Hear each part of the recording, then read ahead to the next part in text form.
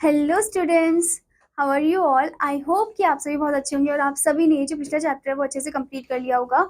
So now let's move into the chapter number 12 and the chapter name is the punctuation, यानी कि विराम चिन्ह।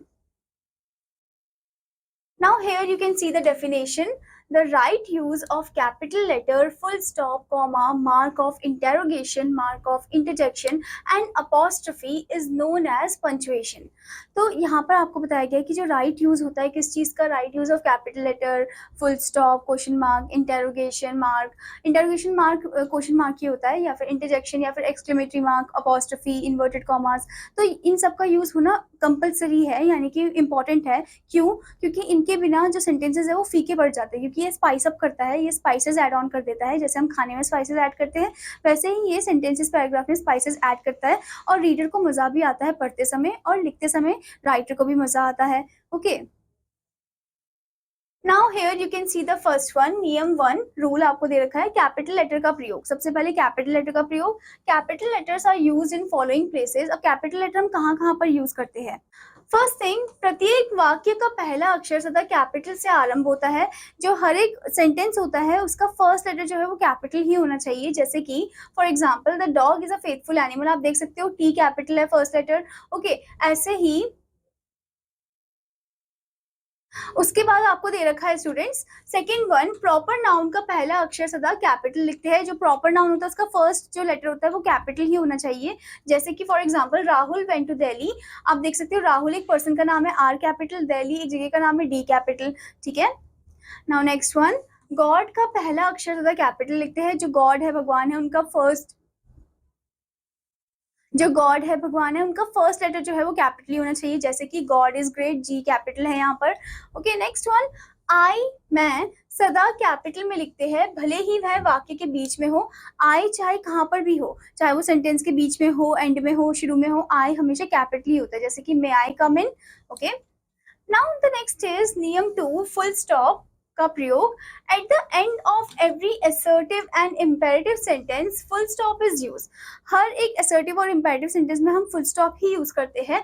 Okay, जैसे कि आपको एग्जांपल दे रखा है, Ram goes to school. Next one, don't touch the car. तो आप देख सकते हो एक है आपका असर्टिव टाइप का सेंटेंस, एक है आपका इम्पेरेटिव टाइप का सेंटेंस जिसमें ऑर्डर दिया जा रहा है।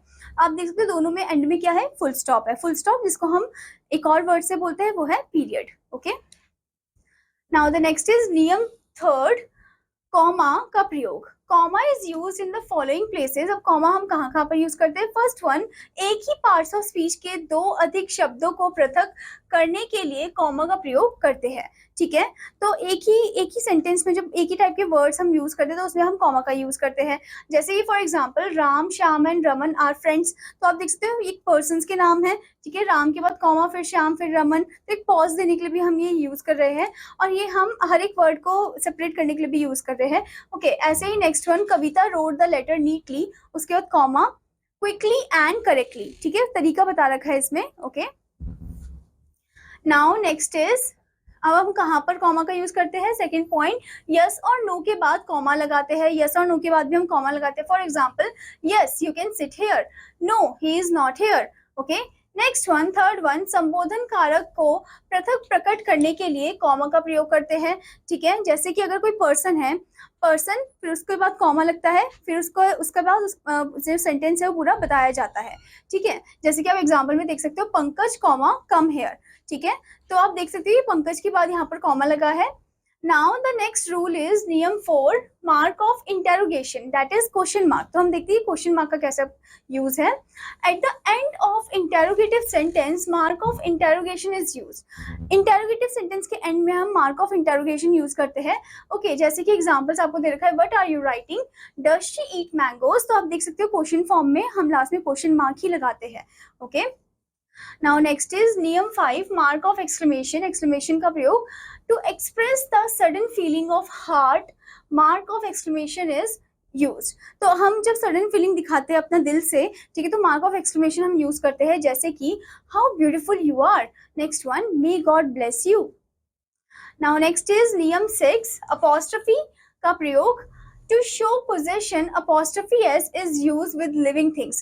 Apostrophe s हम दिखाते हैं, put करते हैं to show the living things. Okay.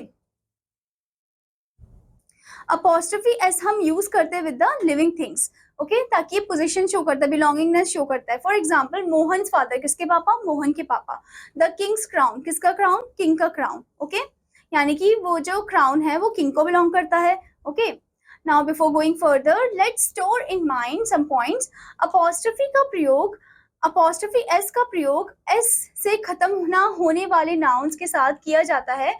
S से खत्म होने वाले समानता प्लूरल नाउन के साथ केवल अपॉस्ट्रोफी लगाते हैं.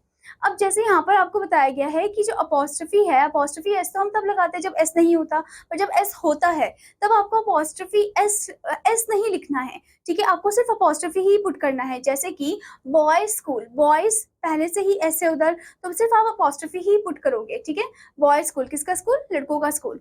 ओके, ऐसे ही आपको दूसरा एग्जाम्पल दे रखा है, गर्ल्स हॉस्टल. ठीक है, किसका हॉस्टल? गर्ल्स का हॉस्टल. तो गर्ल्स में ऑलरेडी ऐसे, तो आप लास्ट में बस अपॉस्ट्रोफी ही लगाओगे. Okay, I hope student that you understood this chapter. और आपका होमवर्क है कि आपको इसकी फॉलोइंग एक्सरसाइज पार्ट को कंप्लीट करना है. Now I am gonna meet you in another class. Till then students, bye bye.